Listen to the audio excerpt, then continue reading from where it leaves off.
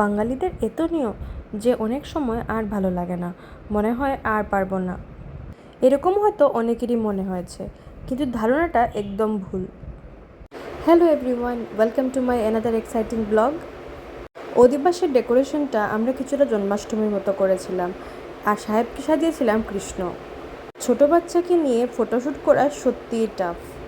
জানি এখন ওর কষ্ট হচ্ছে, কিন্তু বড় হওয়ার পর এই মোমেন্টসগুলোই ও চেরিশ করবে। আমরা সবাই মিলে এখানে সাহেবকে হাসানোর চেষ্টা করছিলাম। এই কিরিংটা ওর ফেভারিট, তাই ভাবলাম এটা দেখে খুশি হয়ে যাবে।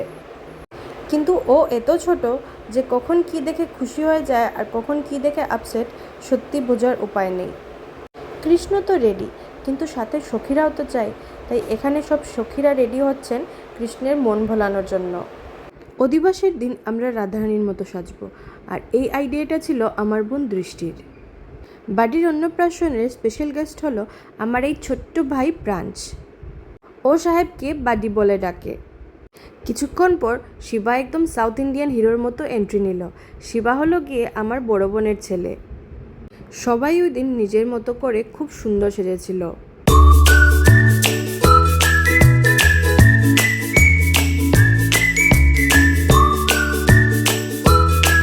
এত সুন্দর সুন্দর সখীরা দেখে সাহেব ভীষণ খুশি।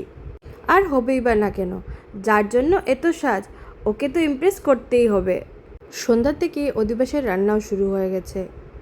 মেনুতে ছিল ডাল, আলু ভাজা, মাছের মাথা দিয়ে ঘন্ট, পটল চিংড়ি, মাছের কালিয়া, আর সাথে ছিল আইসক্রিম। আইটেম কী কী ছিল তো বলে দিলাম, কিন্তু টেস্টটা কেমন হয়েছিল সেটা নেক্সট ব্লগে বলবো। যেভাবে আদ্রিস্তানে জল ভরতে গিয়েছিলাম সেইভাবে অধিবাসেও জল ভরতে যাচ্ছি। একজন আমাকে কমেন্ট করে বলেছেন যে এত এত রিচুয়াল দেখছেন, যে রিচুয়াল দেখতে দেখতে উনি বুঝি টায়ার্ড হয়ে যাচ্ছেন। আমার মনে হয় সবার ট্রেডিশন আলাদা, তাই সবার রিচুয়ালগুলোই আলাদা। বিয়ে হোক বা অন্নপ্রাশন, সব কিছুতেই সবার আলাদা আলাদা ট্রেডিশন থাকে। যেমন এখানে আমি জলের মধ্যে চাকু দিয়ে শত্রু কাটছি। শত্রু কাটা মানে হলো মা গঙ্গা যেন আমার ছেলেকে সব বিপদ থেকে রক্ষা করেন।